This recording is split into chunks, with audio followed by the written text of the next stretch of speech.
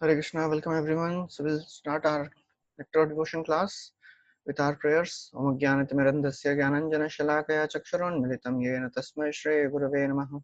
Shri Chaitanya Manobhishtam Sthapitam Yena Bhutale Swayam Rupa Kadamahyam Dudati Swapadantikam Vandeham Shri Guru Shri Yuta Padakamalam Shri Guru Vaishnavamscha Shri Rupam Sagrajatam Sahagana Raghunathanvitam Tam Sajivam Sadvaitam Savadhutam Parijana Sahitam Krishna Chaitanya Devam Shri Radha Krishna Padan Sahagana Lalita Shri Vishakhantamscha हे कृष्णा करुणा सिंधु दीनबंधु जगतपते गोपेश गोपिका कांत राधा कांत नमोस्तुते तप्त कांचन गौरांगी राधे वृंदावनेश्वरी वृषभानुसुते देवी प्रणमामि हरिप्रिये वाञ्छाकल्पतरुभ्यश्च कृपा सिन्धुभ्यैव च पतितानां पावनेभ्यो वैष्णवेभ्यो नमो नमः नमः विष्णुपादाय कृष्णपृष्ठाय भूतले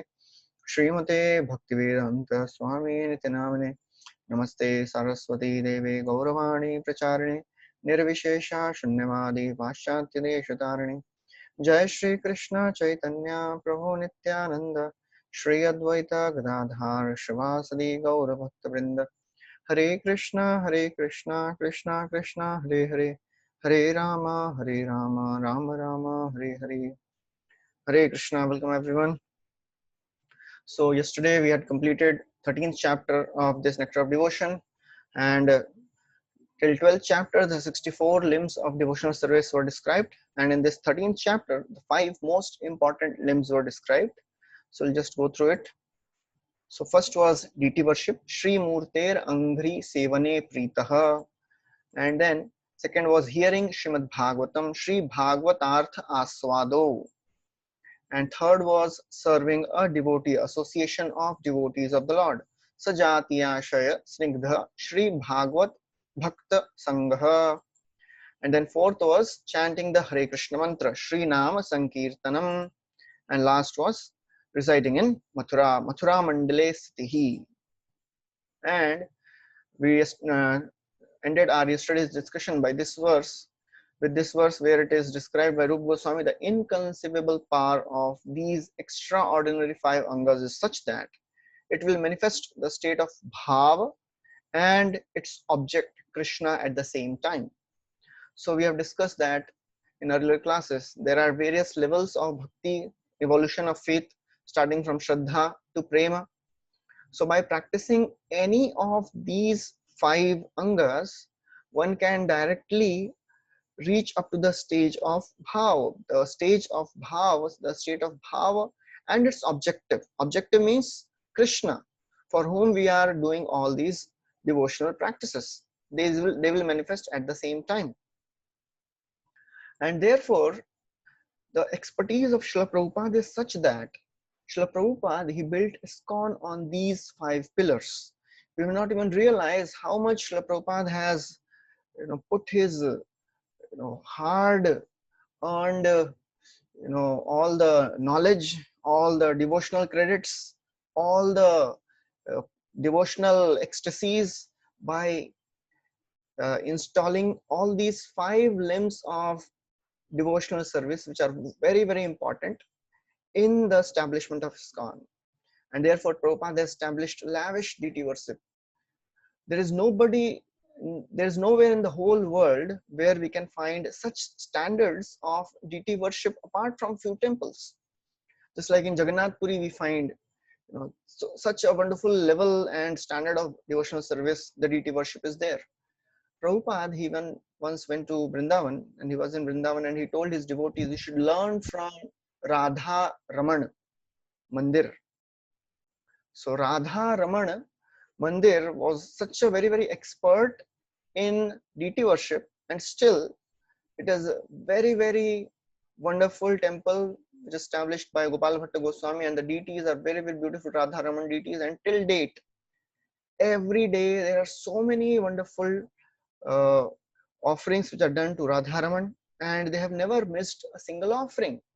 So therefore, Prabhupada established this deity worship as a very, very prime foundational principle in International Society for Krishna Consciousness. And then daily Srimad Bhagavatam class. So every day we get a chance to hear Srimad Bhagavatam in association of devotees, and that is the third limb, third pillar, which is very, very important of these five.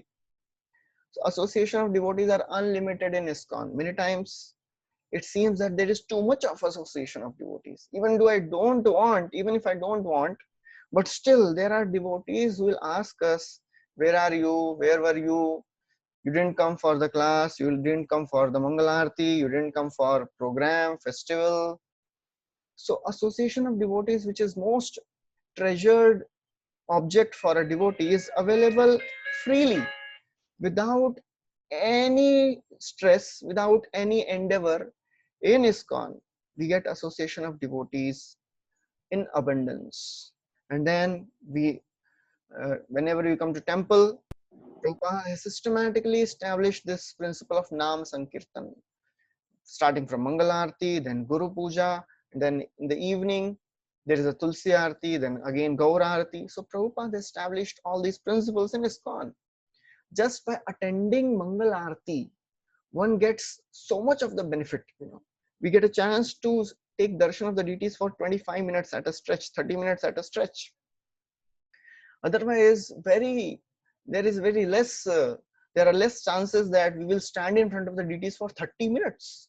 Whenever we come to temple, at most we'll stand for 10, 15 minutes, 20 minutes. But whenever Aarti is happening, anybody would like to stand in front of the deities and take darshan of the Aarti for 25 minutes. So that is how Prabhupada has very, very expertly, organized this whole ISKCON in such a way that without even knowing, we are forcibly being dragged to success. As Prabhupada writes in Nectar of Instruction 1 purport, Krishna consciousness is so wonderful that one is forcibly dragged to success. And then traveling to holy places, Mayapur, Vrindavan. Every year we go to different holy places. Jagannath Puri, Dwarka, Vrindavan, Mayapur, South India. So wherever Mahaprabhu has gone, there all these places we also go. Gaurama Raje Sabasthane, Korilo Brahmane Range, Se Sabasthane Heribo Ami, Pranai Bhakat Sange. So therefore, Srila Prabhupada has established ISKCON on these five most important pillars. So therefore, if we just stay in ISKCON, it is the most potent and most powerful place for evoking even bhav bhakti. And because the process, although the main result of this devotional service is bhav, but one can get anything of this world also by practice of this devotional service. So therefore it is described here in some of the verses quoted from the scriptures. Material results are attributed to the angas. So although the main result of these angas is rati means bhava, but by the practice of devotional service, one can get material results also, as it is described in Bhagavatam. Akama sarva kamo va moksha kama udarati tivrena bhakti yogena yajeta purusham param. Akama, if you have no desire, sarva kamo va, all your heart is full of desire for sense gratification. Or moksha kama means, or if you desire liberation from this material world and merge in Brahman, Tivrena bhakti yogena, with all your heart, with all your enthusiasm, we should practice this bhakti yoga. Yajeta purusham param. So with that, we should worship the Supreme Personality of Godhead. So therefore, if somebody thinks, Arey, I am not doing bhakti to attain bhav, I have so many desires still remaining. So should I worship Krishna? Should I practice this bhakti, sadhana bhakti, or should I practice something else? Because I want to fulfill my desires. I'm not still a pure devotee. So, in Bhagavad Gita, it is described, Devatas, they give the results very quickly, but Krishna does not give the results so quickly. So should I worship Devatas or should I worship Krishna? Bhagavatam describes even if you have desires, go to Krishna, because Krishna fulfills the desires. Krishna fulfills the material desires of his devotees also. So Bhagavatam describes Satyam Dishatyarthitam Arthito Nrinam Naivartho Yat Punararthitam Yataha Swayam Vidhatte Bhajatam Anichyatam Ichhapidhanam Nijapada Pallavam. Satyam, it is true. Arthitam Arthito Nrinam. If somebody goes to Krishna with material benefits, material desires, Krishna fulfills those desires. But there is a difference between Krishna fulfilling the material desires and Devatas fulfilling material desires. What is the difference? Swayam vidhatte bhajatam anicchatam. Swayam vidhatte. Krishna, he fulfills the desire of his devotees, and at the same time he gives himself. He gives himself to his devotees. But the devotee says, no, no, no, I don't want you. I want my material desires to be fulfilled. Krishna says, no problem. That is a combo pack. When you serve me, I also come along with your desires. I'll fulfill your desires and I'll give myself also. And because Krishna's lotus feet are reservoirs of all the desire fulfilling trees. Ichhapidhanam nijpada pallavam. So by taking Krishna in the heart, by accepting Krishna, we get purified of our all the material desires also. So therefore, when we go in front of the deities and we have some desires to be asked, I want this, I want that. So should we ask or not? Of course, we should ask. Otherwise, where we will go? It's like a child will go to his father only. Child will go to his mother. So we have to go to Krishna, and we can ask whatever we want. But at the end, we should offer this plea also. Oh Krishna, I don't know what is best for me. Therefore, I am asking this. So please give me the intelligence so that in future I may ask what I need to ask. Now I am asking what I want to ask. But in future, please give me the intelligence so that I may ask what I need to ask. I may ask pure devotional credits. So that is how we should pray to Krishna. Then after this, Srila Rupa Goswami, he Would describes you the please relation of other mute everybody practices now? to sadhana. Hare In Krishna. sadhana bhakti, there are some other Hare processes Krishna. which are not described in the 64 limbs of devotional service.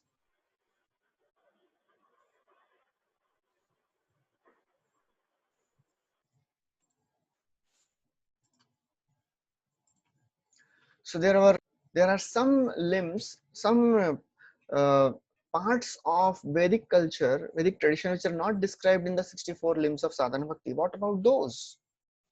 So now Rupa Goswami starts the description of varnashram dharma, cultivation of jnana, and renunciation. So because these three things are not mentioned in the 64 limbs, practice of varnashram system, practice of cultivation of jnana, becoming detached from the material world. So are they not items of devotional service? And if not, what is their relationship to the devotional service? So therefore, Rupa Goswami now describes that the consensus of those knowledgeable of bhakti is that karma or varnashram system, it is not an anga of bhakti, as Prabhupada writes. There are some scholars who argue that simply that by following the principles of varna and ashram, one can gradually rise to the perfections reached by practicing bhakti. But this is not accepted by great authorities. Just by practice of varnashram duties will not take us to the pure devotional service.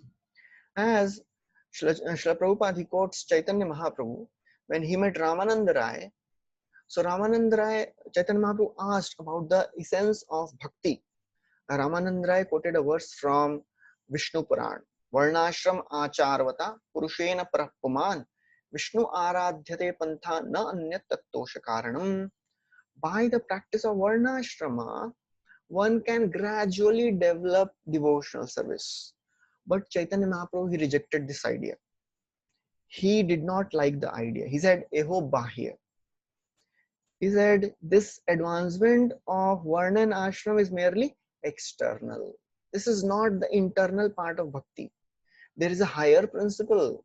And the higher principle Krishna describes in Bhagavad Gita, Sarva Dharman Parityajya Mamekam Sharanam Braja Aham Tvam Sarva Papebhyo Mokshayishyami Ma Shuchah. So therefore, because this Varnashram system, it is a system for regulated satisfaction of one's desires. I have some desires, so I will follow some principles of Varnashram. I'll fulfill my desires.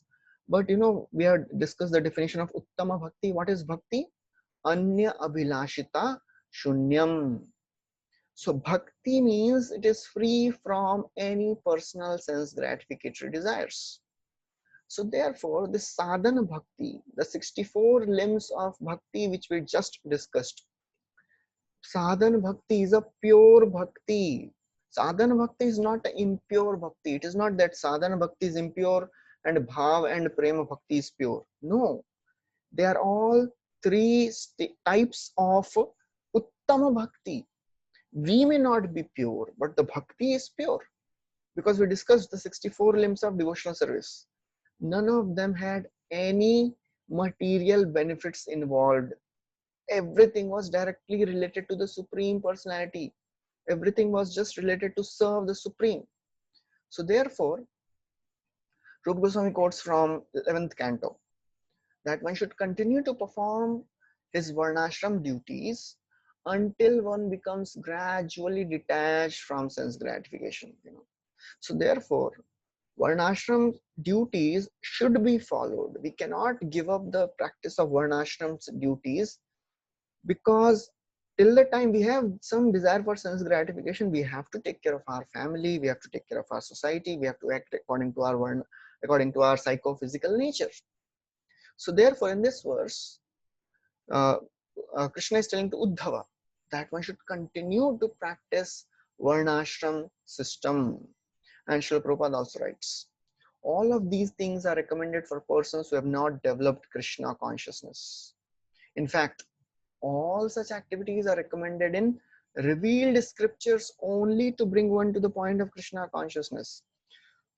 So therefore, Srila Rupa Goswami is first analyzing that this Varnashram system, Varnashram Dharma, is not an item of bhakti. However, a devotee who has not yet developed fully unalloyed devotional service, they should utilize this varnashram system to regulate and purify their desires. Because we are not pure devotees, we still have desires for sense gratification remaining. So we should be situated in varnashram system and continue practicing pure devotional service also. We cannot reject varnashram system just because we are practicing uttama bhakti, because we are not uttama, we are not pure still. And Prabhupada gives example, just like marriage. Marriage is not one of the limbs of devotional service, 64 limbs, but a devotee who may enter grihastha ashram if necessary to avoid sinful life and to stay on the progressive path of Krishna consciousness. So therefore, these varnashram activities, they are meant for purification of the heart.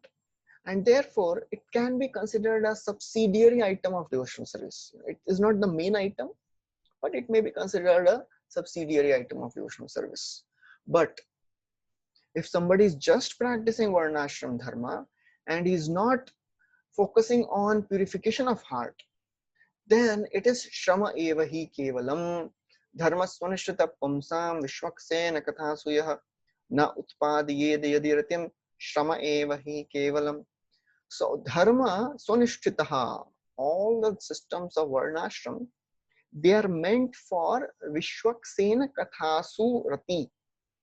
All our varnashram system is meant for one thing, to develop attraction for the Supreme Lord. So wherever we may be situated, either we are working in the company or an organization, or we are teaching, or we are engineer or a doctor or a chartered accountant or an ordinary laborer or a vanprastha, brahmachari, grihastha, sannyasi, whatever. All these are meant for one thing, develop attraction to the Supreme Personality of Godhead. If we are not doing this, then it is all waste of labor. So this is the 13th chapter, and then 14th chapter describes in more detail about these Gyan and Vairagya. So Rupa Goswami started with the three things, description of three things: Varnashrama, Gyan and Vairagya. So Varnashram Prabhupada discusses in the 13th chapter. Gyan and Vairagya, are they required? Are they required to practice bhakti? Knowledge is required for practicing of bhakti. Renunciation is required to practice bhakti or not? Are they part of 64 limbs of devotional service? If no, then what is their relationship with the sadhana bhakti? That Srila Prabhupada will describe in the 14th chapter, which he entitles as Devotional Qualifications. And first, the description of Gyan and Vairagya comes. So here it is described, Gyan and Vairagya are suitable for entering bhakti, but being somewhat useful in the beginning. So in the beginning, they are required. So we'll discuss what type of knowledge, what type of renunciation is required, but they are not the primary angas of bhakti. So therefore Srila Prabhupada writes, some scholars recommend that knowledge and renunciation are important factors for elevating oneself to devotional service, but actually that is not a fact. So Prabhupada writes that cultivation of renunciation knowledge is favorable for achieving bhakti, but it is required very, very essentially in the beginning. And the more one becomes advanced in the process of bhakti, one can reject these processes of Gyan and Vairagya, because devotional service is not dependent on Gyan and Vairagya. The amount of knowledge one has, amount of renunciation one has, they are not the parameters to develop bhakti. There is only one cause for development of bhakti, that is bhakti. And Prabhupada writes a very interesting line. He says, it requires nothing more than sincerity. Only one thing is required to develop bhakti. We should be sincere in the process of bhakti. And therefore, Dhanurdhar Maharaj in the Waves of Devotion book, he describes these things, that Gyan and Vairagya, they are preliminary help for a new devotee. But in practicing Gyan and Vairagya, if one's mind is not fixed on Krishna, and if it is absorbed in just philosophical discrimination between matter and spirit, because that is a function of Gyan. What is knowledge? Knowledge means to know matter and spirit. What is matter and what is spirit? But if somebody is not fixing his mind on Krishna, then this Gyan and Vairagya, they are not conducive, because fixing the mind on Krishna is most essential part of sadhana. As we discussed previously, Smartavya Satatam Vishnu Vismartavyo na Jatuchit Sarve Vidhi Nishedha Syu Etayor Eva Kinkaraha.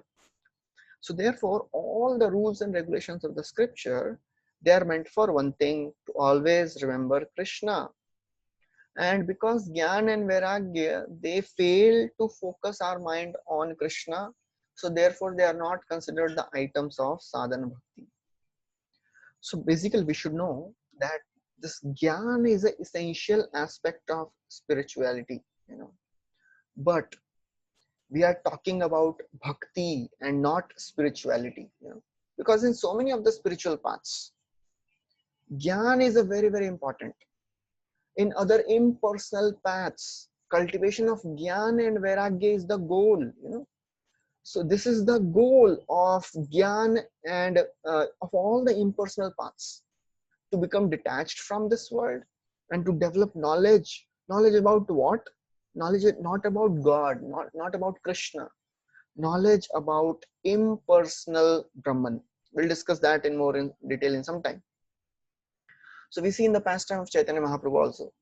So when Vishwarup, he took sannyas, so Jagannath Mishra told Shachi Mata that we should stop Nimai from going to school, because the more one studies this philosophy, one becomes detached from the material world. When he can renounce this material world. So therefore, in traditional sense, knowledge leads to renunciation. But in today's world, it is other way around. Knowledge of this world leads to attachment. You know, that is the power of modern education.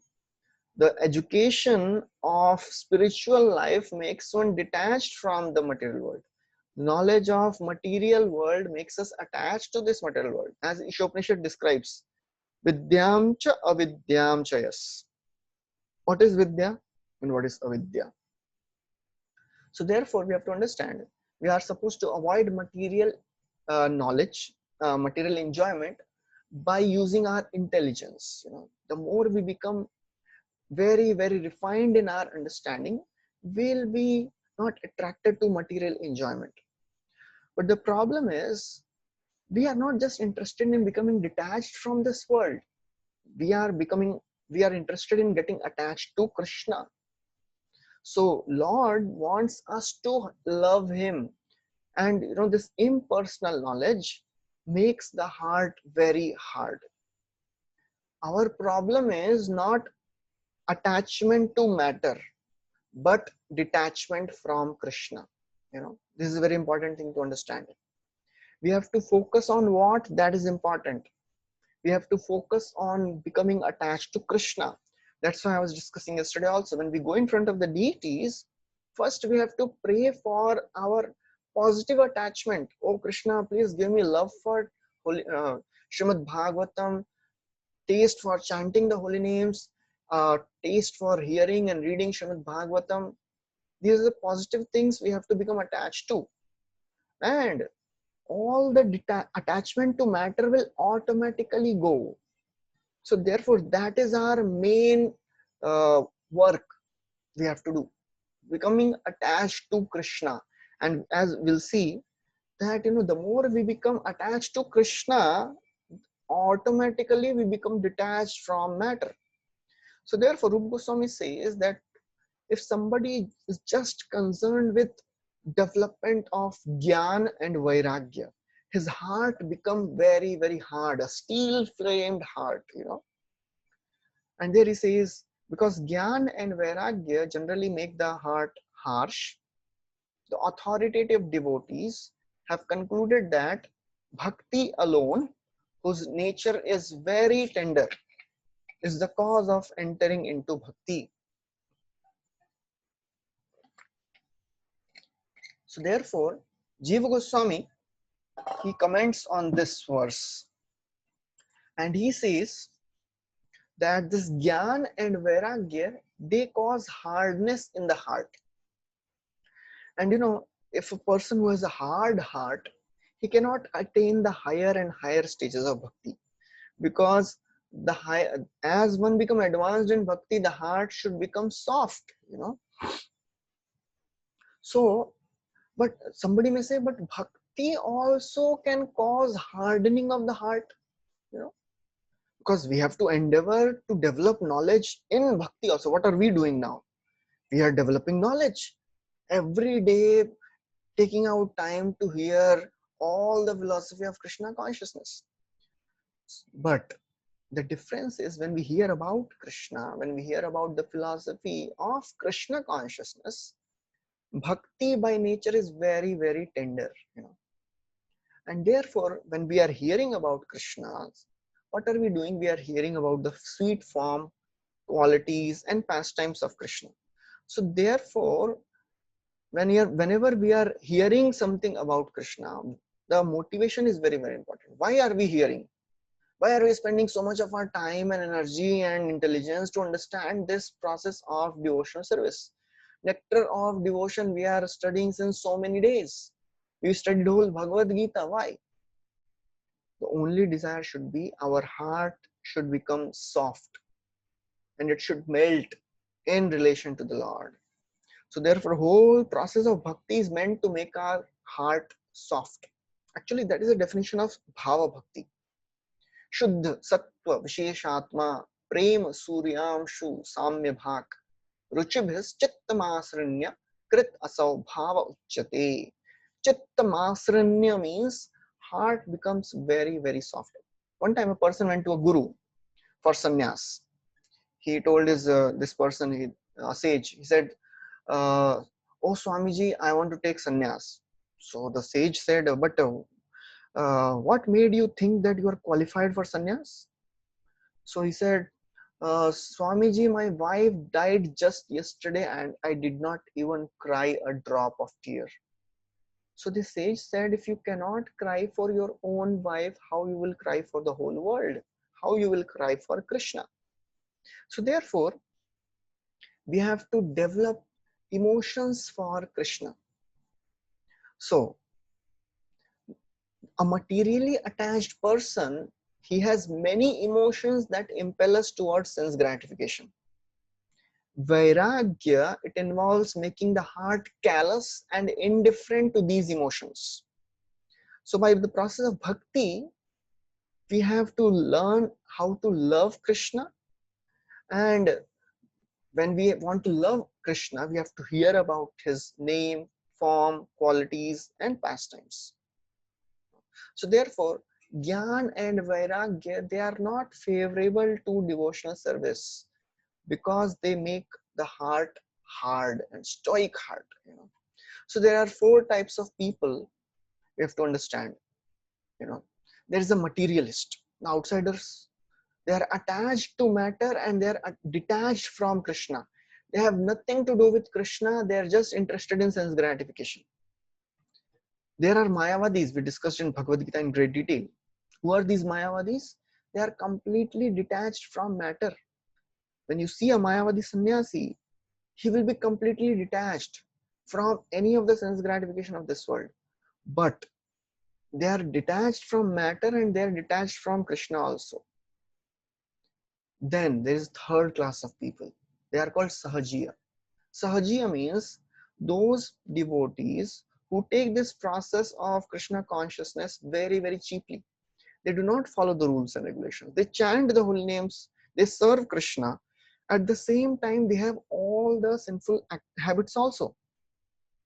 So these people, they are attached to matter, attached to sense gratification, and they are attached to Krishna also. But as far as devotee is concerned, a devotee, he is detached from matter. He is not at all interested in sense gratification and he is attached to Krishna. So therefore, the practice of this Gyan and Vairagya, dry renunciation and the impersonal knowledge, they make us detached from matter and detached from Krishna also.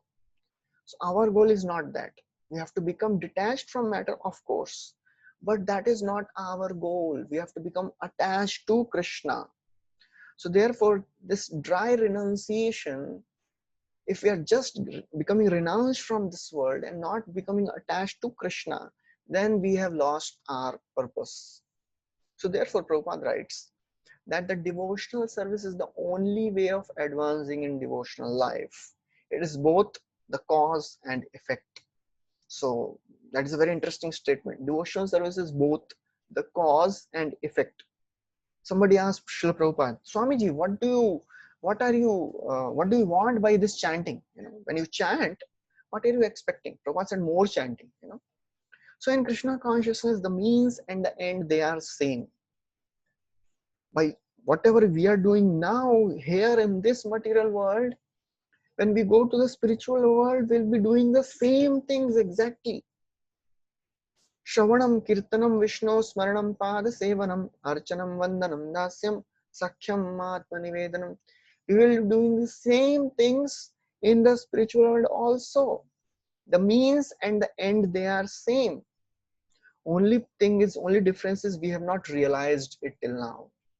We have not realized the glories of devotional service because we are still covered by the desires of sense gratification. External energy is still covering us. So therefore, Prabhupada says only by devotional service one can become advanced in devotional service. So how to become advanced in devotional service? By practice of devotional service. As Krishna says in Bhagavad Gita, Bhaktya mam abhijanati yavan yasyasmi tattvataha. Bhaktya mam, only by devotional service one can know me as I am. In again fourth chapter of Bhagavad Gita, Krishna says to Arjuna, "Oh Arjuna, I am giving you this knowledge because you are my devotee and you are my friend. Bhakto asime sakha cheti rahasyam hi etaduttamam." That's why I am giving you this knowledge. So therefore, this famous verse comes from Srimad Bhagavatam. Rupa Goswami quotes this. There it is described. Therefore, for a devotee engaged in my loving service, with mind fixed on me, cultivation of impersonal knowledge and renunciation is generally not the means of achieving the highest perfection within the world. Na jnanam na cha vairagyam prayah shreyo bhavediha. So this development of impersonal gyan and development of dry renunciation, not connecting to Krishna, they will not give the highest perfection. So now we'll see there are three types of gyan. So Jiva Goswami, he writes in his commentary on this Bhakti Rasamrit Sindhu, and that is called Durgam Sangamani Tika. So in that, he says there are three types of knowledge: Atma Gyan, Ishvara Gyan, and Kevala Gyan. So what is Bhakti Anukul Gyan and Bhakti Pratikul Gyan? So Anukul means favorable for Bhakti. We have to develop some knowledge. Without knowledge, we cannot advance in Bhakti. As we discussed in Kanishta, Madhyam, Uttam, Adhikari, these chapters. So this chapter describing these three types of devotees. What is the one of the important differences between these three types of devotees? Difference in the knowledge and difference in the faith. So we have to develop this knowledge. What type of knowledge we have to develop? We have to develop knowledge of Atma and Ishvara. Knowledge about soul, knowledge about Bhagavan. And the knowledge which is unfavorable to bhakti is Aikatva Gyan. The knowledge by which we become merged in the impersonal aspect of the Lord. That is not a favorable type of knowledge. So now we'll see why is Aikatva Gyan unfavorable for the practice of bhakti. So what is we'll see this in three things: constitution, application, and destination. So what is this impersonal Gyan? By merging into Brahman, what will happen? We are not getting the opportunity to serve the Lord. So this oneness denies the eternality of bhakti. By merging into Brahman, we are not getting chance to serve the Supreme Personality of Godhead. As Rupa Goswami says, he quotes in this first chapter that Salokya Sarishti Samipya Sarupya Ekatmapyuta Diyamanam na grihnanti vina matsevanam jana. Krishna is saying, Kapila Devi is saying to Mother Devoti that my devotee is not interested in any of these five types of liberation. Diyamanam na grihnanti. He is not interested because if there is no service, the devotee is not interested. And then in terms of application, we discussed this impersonal knowledge makes the heart very hard-hearted. For example, if a devotee is sick and he needs a medicine, and we go to him and tell, "Oh Prabhu, you are not this body, you are soul, you are in Maya." So this is true in one sense, but we should have a soft heart towards Krishna and towards devotees. So, but when we practice this impersonal knowledge, we become hard-hearted. And then, in terms of destination also, it is very, very dangerous because there is end of bhakti. By merging into Brahman, we cannot serve Krishna. Devotee wants bhakti life after life. As Chaitanya Mahaprabhu says, "Man janmani janmanishware bhavatad bhaktir ahetuki tvai." I want devotional service unto you, my Lord, life after life. I don't want to merge in Brahman. Kaivalyam narakayate. For a devotee, this impersonal liberation is like a hell. Kaivalya means impersonal liberation. It is like a hell. But the knowledge of Ishvara and knowledge of Atma, it is very, very conducive for the practice of bhakti. That's what we are doing. Studying Bhagavad Gita, studying Bhagavatam, Chaitanya Charitamrita, Nectar of Devotion. So constitutionally, it emphasizes that I am servant of Krishna. Jivera Swarup hoye Krishnera Nityadas. And when we apply this knowledge, we understand that by the practice of various limbs of bhakti, we will come close to Krishna. And then the destination is, by this knowledge, we become attracted to Krishna. We appreciate Krishna's name, form, qualities, pastimes all the more. You know, as Chaitanya Charitamrita describes, Krishna Rayate Kakhela Sarvottama Nara Leela Nara Vapu Tahara Swarup Gopavesha Venukara Navakishora Natavara Nara Leela Hoy Anurup. So there Chaitanya Charitamrita Kaviraj Goswami says, of all the pastimes of Krishna, Krishna's pastime is a human, is a most sweet pastime. These are most sweet pastimes because we can relate to Krishna because he is a human. So therefore, this bhakti anukul gyan we have to develop.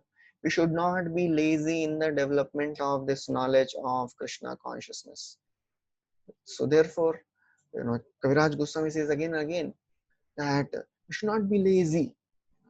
We have to be very, very eager to cultivate this knowledge of Krishna consciousness. Siddhant baliya jeev chitte na karo alas, iha haite Krishna lagi sudrida manas. We should not be lazy in understanding the philosophy of Krishna consciousness. So therefore, Kaviraj Goswami in this Chaitanya Charitamrita, whole first Adi Leela till 14 chapters, hardcore philosophy is described, and whoever reads these 14 chapters, Prabhupada would say that he will not leave ISKCON in dearth of philosophical knowledge. Oh, I could not find philosophical knowledge in ISKCON. So therefore, we have to be really eager to understand, put our heart, life and soul. And then Rupa Goswami says that all goals are achieved by this practice of bhakti. So the goals of Gyan and Vairagya and all the other processes, they are achieved by bhakti. And this is a very famous verse from Srimad Bhagavatam, which is quoted by Rupa Goswami here. Yat karmabhir yat tapasa gyan vairagyashchayat yogena dhan dharmena shreyo bhiritarairapi sarvam madbhakti yogena madbhakto labate anjasa swarga apavarga madhama kathanchid yadivanchati. What do you want? Whatever you want, you will get it by the process of bhakti.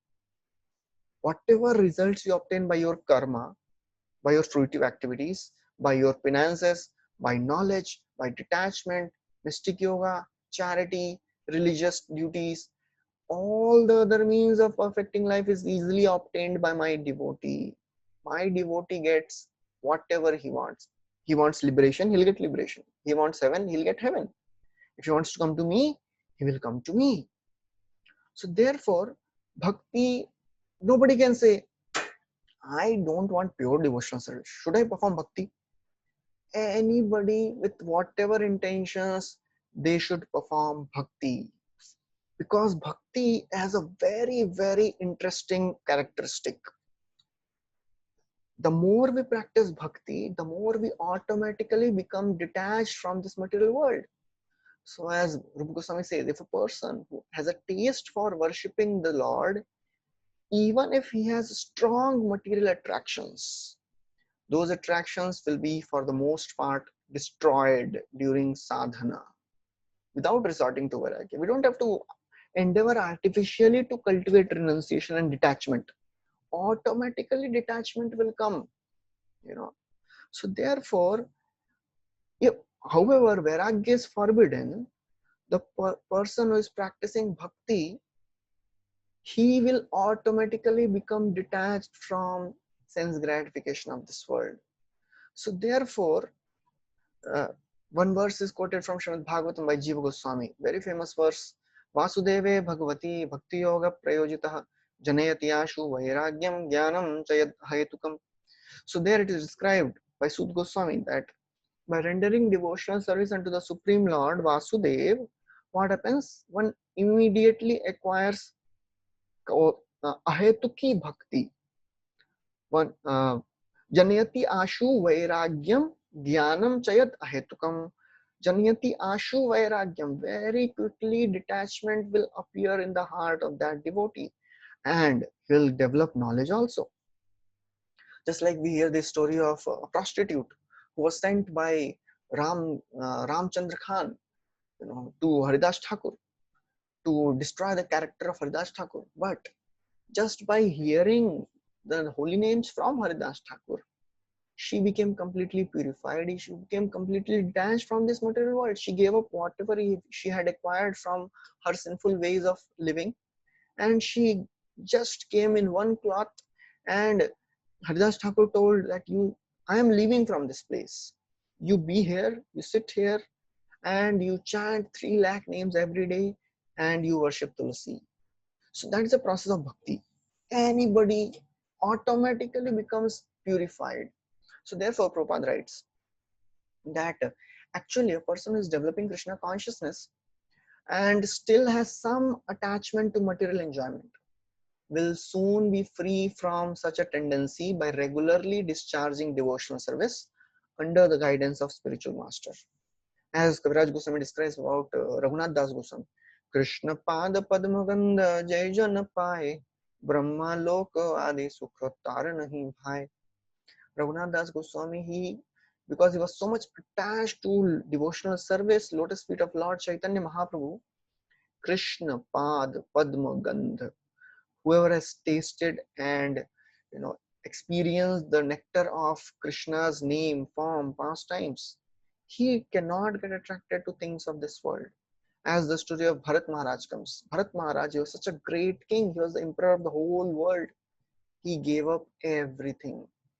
Yo dustyajan darasutan surid rajyam hridhi sprishah jahau yuvaiva malavat uttama shloka lalasa. Dustyajan, things which are very, very difficult to give up. Dara, wife, Suta, children, Surit, relatives, Rajya, kingdom. These are very, very dear to heart. Jaho, Yuvaiva Malvat. Even in the middle of the youth, Bharat Maharaj, he gave up all these things just like a person after passing stool does not even look at it. That is a process of devotional service. So, detachment hardens the heart and makes it useless for devotional service. Yet, detachment is necessary for achieving the desirelessness which is required for pure devotional service. Yes, we have to be detached. We have to be desireless from material sense desires.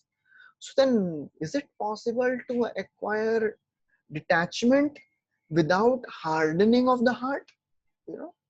So this is a very interesting question. On one side, you are saying that if you become detached from the world, unnecessarily your heart will become hard. And to practice bhakti, our heart should be soft. But to practice bhakti, it is also said that we have to be detached from sense gratification, detached from the desires of sense gratification in this world. So how is this both possible? How can we become detached, but at the same time not have a hard heart? So now, Rupa Goswami answers this question by saying, yes, you can be detached without hardening the heart. And he calls this Yukta Vairagya. The principle of Yukta Vairagya is very, very important. And this is a very famous verse. Anasaktasya Vishayan Yatharam Upayanjatah Nirbandha Krishna Sambandhe Yuktam Vairagyam Uchyate. See, what is this Yukta Vairagya? Yukta Vairagya means Anasakta. The Vairagya of that person who employs objects suitable for devotional development. Yatha arham upayunjataha. So there are many things which can be used in the service of the Lord. The devotee, he does not give up these objects. He utilizes them in service of the Lord. Nirbandha Krishna Sambandha, because he knows the principle. He knows everything in this world is belonging to Krishna. So you have to utilize everything in Krishna's service. So therefore that is called Yukta Vairagya. And therefore Prabhupada writes, one should not give up anything which can be utilized in service of the Lord. That is the secret of devotional service. Prabhupada writes secret. So this is a secret. We have to utilize everything in service of the Lord. Whatever skills we have, whatever resources we have, whatever contacts we have, whatever desires we have, everything can be utilized in service of the Lord. So one time, devotees, they brought a picture of one very famous renunciant, and he had a big pile of notes kept in front of him, and he was doing like this, not interested in all that material Maya. Prabhupada said, you take my photo, you bring a pile of notes, money in front of me, and I'll do like this. So, and you take my photo like this. So therefore, Prabhupada said, we do not reject anything which can be used in service of the Lord. So therefore, Prabhupada writes there, for example, eating is necessary. And if one wants to satisfy the tongue by palatable dishes, so we have to use that propensity to serve Krishna. We have to cook very palatable dishes and we should offer to the Lord, and then it should be honored and accepted. That is called renunciation. We have whatever desires we have, we should use those desires to serve Krishna. If you want to eat something nice, okay, I have a desire. So now what I'll do? I will make that bhoga very nicely. I'll offer to the Lord. So that is called real renunciation. That is called yukta vairagya. So that is what is called yukta vairagya. And therefore Prabhupada writes, sometimes people ask us, why are you utilizing material products if you condemn the advancement of material civilization? One time Prabhupada went at one place and he landed from a plane, and one reporter, he asked, Swamiji, you are supposed to be a sadhu, sannyasi, sage. Why are you traveling in the jet planes? Why are you using the modern technology? Prabhupada said, the world is going to hell at a jet speed. To catch them, I have to run behind them at least the same speed. So therefore, Prabhupada was not just interested in renouncing things. He would use everything in Krishna's service. And therefore, Prabhupada writes, but actually we do not condemn material civilization. We simply ask people to do whatever they are doing in Krishna consciousness. This is the same principle on which Krishna advised Arjuna to utilize his fighting abilities in devotion service. Whatever abilities we have, we should utilize in service of Krishna. And then Rupa Goswami explains what is Falgu Vairagya. So Falgu means false.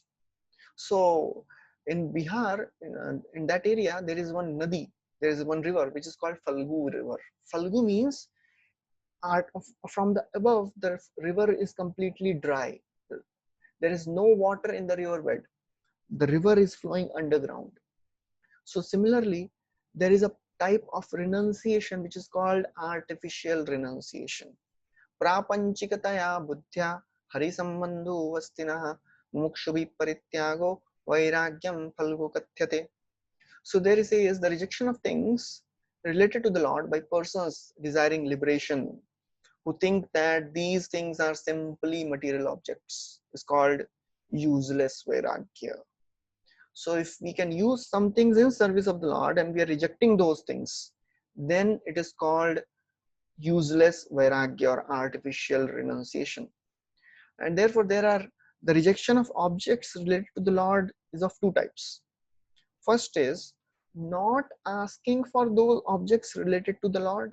First of all, we are not even asking. I can use this in the service of the Lord, but I won't ask. That is first type of rejection. Second is, if somebody is offering those things, we are not accepting it. And Jiva Goswami gives the example of prasad. If somebody is offering prasad and we don't accept prasad, that is not considered to be a renounced soul. Oh, he is so very renounced, he is not accepting any prasad. No, that is called artificial renunciation. So, and therefore it is said that if somebody is doing the second type of rejection, rejecting when it is offered, then it is offense.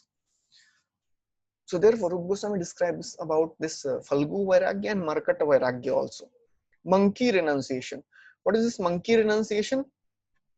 So he says that monkey Artificially, externally, he looks very renounced, just lives in the jungle, does not wear anything, eats fruits and roots. But when you observe him closely, every monkey will be surrounded by dozens of she monkeys. Similarly, there are many renunciants who make a show of renunciation, but they have illicit affairs in the name of spirituality, and they bring bad name to the renounced order. So therefore, Falgu Vairagya is not the proper type of renunciation. We should use everything in service of Krishna. And therefore, Prabhupada writes. He writes about impersonalists. The impersonalists who try to avoid everything material may undergo severe austerities, but they miss the opportunity of being engaged in service of the Lord. Thus, their renunciation is not sufficient for perfection. So therefore, this renunciation which is done by impersonalists, that is not an actual authorized renunciation according to the bhakti literatures. Because we have to use everything in Krishna's service. The human form of life is meant to serve Krishna. Hridayamadyam sulabham sudurlabham lavam sukalpam gurukarnadharam mayanukulena nabhasvateritam puman bhavabdyam nataret sa atmaha. So Nrideha, this human form of life, is a very rarely obtained. And if somebody is not using this human form, then he is just becoming a killer of the soul.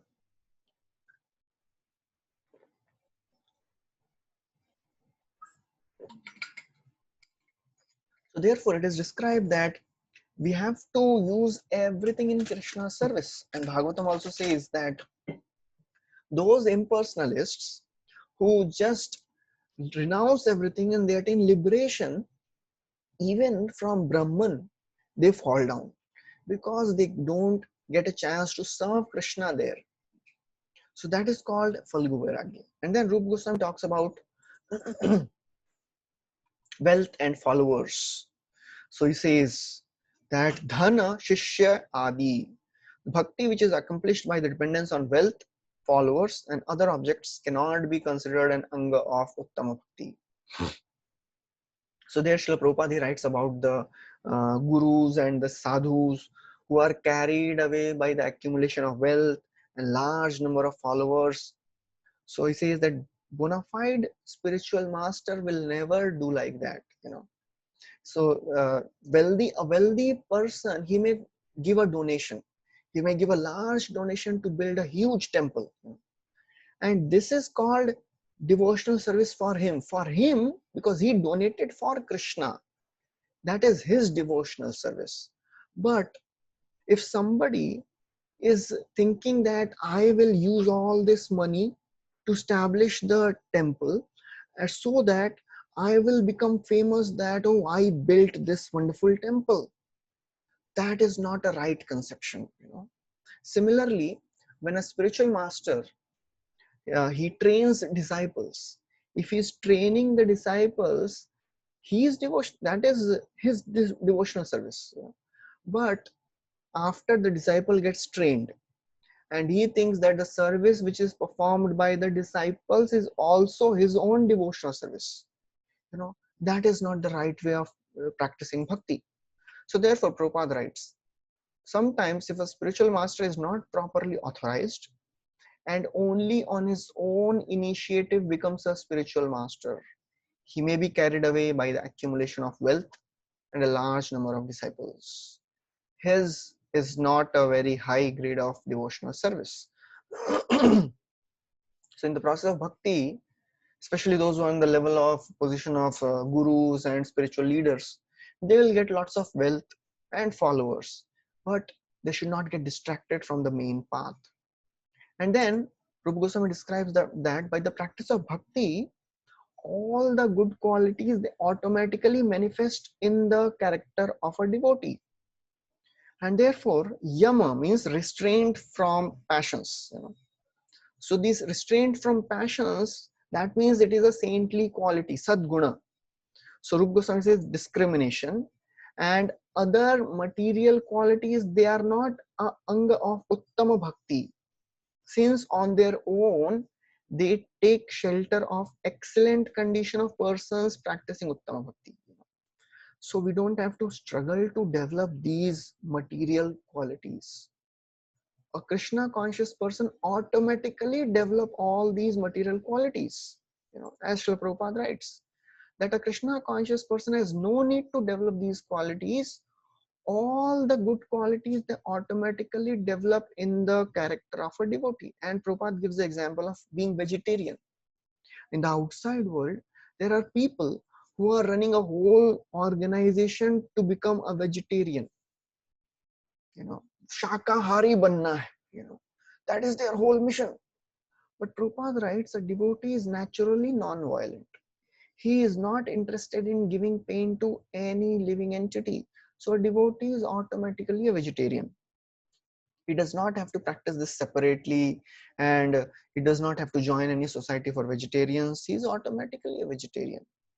So therefore, by the practice of bhakti, all the good qualities automatically manifest in the devotee. Yasyasti bhaktir bhagavati yakinchana sarvair gunais tatra samasate suraha harau abhaktasya kuto mahadguna manorathena sati dhavato bahi.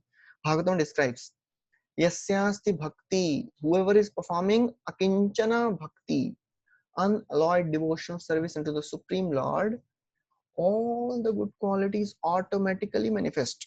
And that again, Rupa Goswami is quoting this similar verse here. He says, the divine qualities automatically manifest in dedicated devotees. So he says, basic rules of conduct, rules of cleanliness, and other actions appear automatically in those who are extremely dedicated to Krishna. So in this verse, there is a word called Krishnonmukham. So Chakravarti Thakur, he writes a commentary on this. He says, there are devotees in whom good qualities do not appear on their own. So that means they are non-devotees, because by the practice of bhakti, good qualities should appear.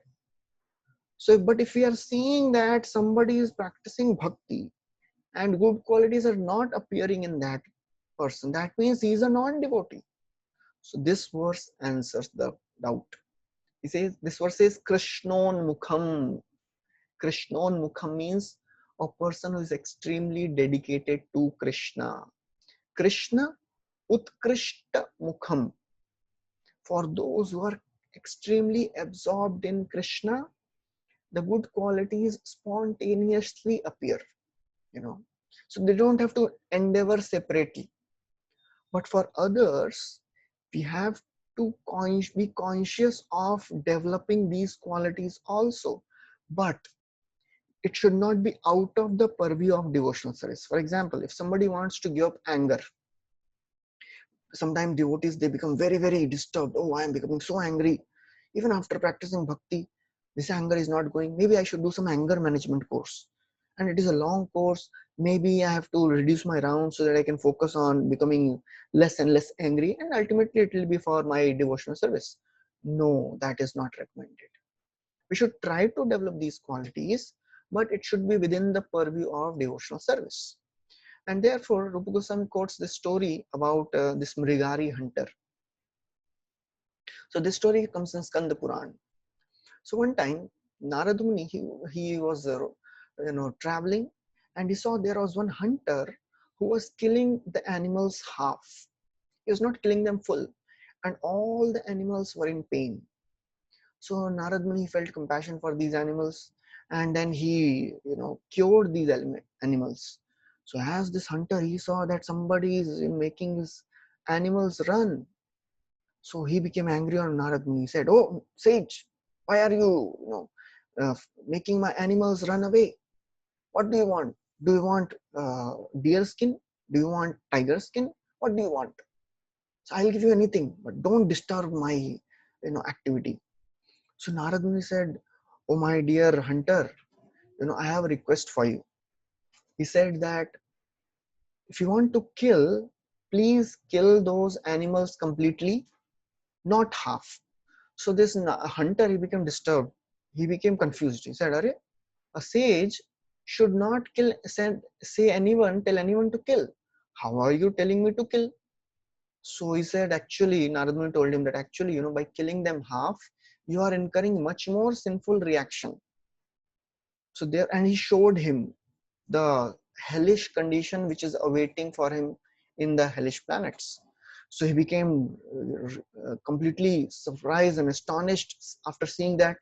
And he said, Narad Muni, he told to Narad Muni, oh Narad Muni, please tell me what should I do? So Narad Muni said, you give up all your this sinful activity and you chant the names of God. He said, but this is the only thing which I know. How will I sustain myself? I have a family. Narad Muni said, don't worry. Your family will be taken care. You just go. And then Narad Muni left.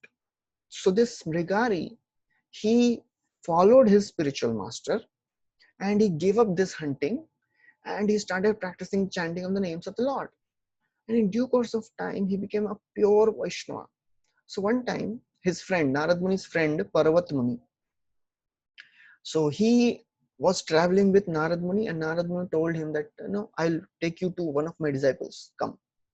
So they both of them, they went to the place where this Mrigari, now a Vaishnava, he was staying. So as he saw his Gurudev, spiritual master, so he started running to touch their feet. But all the while in between, he was jumping.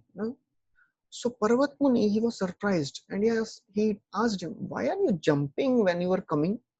So, there were some ants on the road and I did not want to kill them.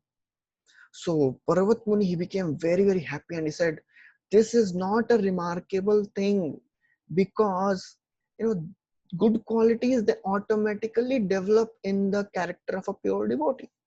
A devotee becomes internally and externally pure. So that is the power of bhakti. And then Rupa Goswami describes Ekanga Bhakti and Anekanga Bhakti. Ekanga Bhakti means he describes there are 9 limbs of devotional service, and he says that by practicing any of these 9, even if you practice one of them, one can perfect his life. And he describes the devotees who perfected their lives by practicing one of these limbs. So he says Parikshit Maharaj, he perfected his life by hearing, Shravanam. And then Shukdev Goswami, what he was doing? He was doing Kirtan. He was chanting the names, glories of the Lord. Prahlad Maharaj, he perfected his life just by remembering the Lord. Vishnu Smaran. And Lakshmi Devi, she perfected her life. She is already a perfected soul. She is also already a liberated, pure devotee. She is an eternal associate of the Lord. But still, she is the example of one who is serving the lotus feet of the Lord. Pada Sevana. Then Archana means worshipping the deities of the Lord. Prithu Maharaj perfected this limb. And then Akrura, he perfected the example of serving with the attitude of servant of the Lord. Archanam, then Vandanam. Vandana means offering heartfelt prayers to the Lord. Akrura is the one who perfected his life by offering prayers to the Lord. And then Hanuman, he perfected his life by serving in the mood of servant, dasyam. And Sakhyam is Arjuna, friendship of the. Then Bali Maharaj is Atma Nivedanam. So this is Ekanga Bhakti. And then after this, he described about Anekanga Bhakti. Anekanga means a person who is following all the limbs, all these 9 limbs. And it is described about Ambarish Maharaj. How Ambarish Maharaj, he perfected his life. So these are very, very, very, very beautiful series of verses which comes in the 9th canto of Bhagavatam, 4th chapter, 18 to 20 verses, where it is described that Ambarish Maharaj, he engaged his mind in thinking about Krishna, his ears in hearing the glories of Krishna, his hands in cleansing the temple of Krishna, his eyes in taking darshan of the deities of the Lord, and his legs to go to the various holy places, his power of smell to smell the tulasi which is offered to the Lord. So in this way, he engaged all his limbs in serving the Supreme Lord. So Prabhupada writes there that the idea is that we should follow in the footsteps of the great devotees. By following the footsteps of great devotees, we will also achieve perfection. So then, in the end of this chapter, Rupa Goswami gives an alternate terminology for this sadhana bhakti, and he calls this as Maryada Marg. Maryada Marg means the path of rules, because there are so many rules which are mentioned in the sadhana bhakti. So this sadhana bhakti is also called Maryada Marg. And Prabhupada gives a little, uh, detailed definition of this. He says, Rupa Goswami says that the regulative principles of devotional service are sometimes described by authorities as the path of serving the Lord in opulence. So this is the end of the 14th chapter. And then the 15th chapter describes spontaneous devotional service. So till here, from 2nd to 14th chapters, they were describing the Vaidhi Sadhana Bhakti, as we discussed in the 2nd chapter. From the 2nd chapter, we started the description of Sadhana Bhakti. Kriti Sadhya Bhavet Sadhya Bhava Sa Sadhana Vidha Nitya Siddhasya Bhavasya Prakatyam Riddhi Sadhyata. So sadhana bhakti has two types, Vaidhi sadhana bhakti and Raganuga sadhana bhakti. Vaidhi sadhana bhakti is that bhakti which is performed because of compulsion, because spiritual masters and the devotees and the scriptures, they are telling to do something, so out of obligation devotees do that.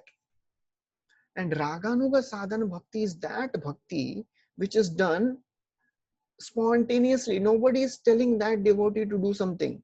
Out of his spontaneous attraction to the Lord, for the Lord, he is doing that. So that is called Raganuga Sadhana Bhakti. And in 15th and 16th chapters, this Raganuga Sadhana Bhakti is described. So we'll stop here and we'll continue from tomorrow, this Raganuga Sadhana Bhakti, and we'll see the details. Thank you very much. Hare Krishna. Srila Prabhupada ki jai. Shri Bhakti Rasamrita Sindhu ki jai. If anybody has any questions, they can ask.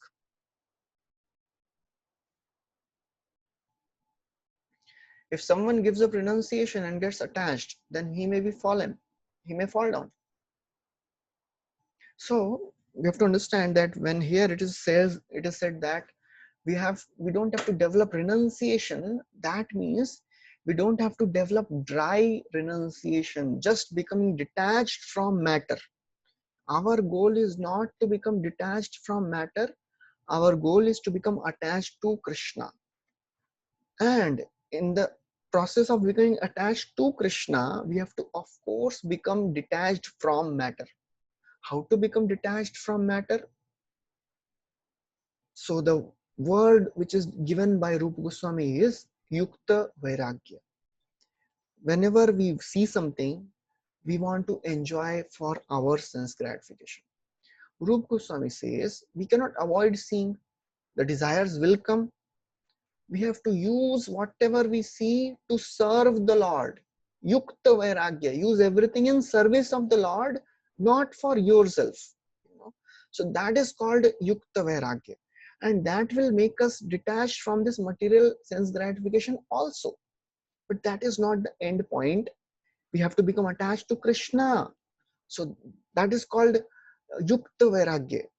What is dry renunciation? I just became detached from matter, but I am not attached to Krishna. That is the renunciation of Mayavadis. Can one advance from fake Vairagya to Yukta Vairagya? Yeah. Bhakti Tirth Maharaj would say, fake it till you make it. So if you don't have actual genuine renunciation, at least you should show artificially. Even if I don't want to fast, still I should fast. Even if I like to see some movies, but okay, I'll give it up externally also. At least externally I'll give up. I want to see those movies, but still, at least I'll make a show of becoming detached. Slowly but steadily and surely, we will develop actual detachment from these sense objects. That is the process of sadhana bhakti. Because Krishna sees that this person is genuinely struggling. Because Krishna likes to see that the devotees, they are really genuinely struggling, seriously endeavoring to come close to him. Even if I don't want to do something, but still I will do it to please Krishna. So that is the goal of a sadhaka. As we discussed earlier also, there are 4 levels: helpless defeat, struggle and defeat, struggle and success, and helpless success, So that is journey of a sadhaka. Struggle, effortless defeat, When sense gratification comes, objects come in front of us, even before struggling, we give up. We put all our weapons down and engage in sense gratification. Helpless defeat. After practicing bhakti, chanting, hearing, somebody may develop some taste, some detachment, and then he struggles. When sense gratification comes, he'll remember all those stories, all the philosophy, but because the conditioning is so very strong, he succumbs to it. He advances more, and then he struggles and he succeeds. He does not engage in sense gratification.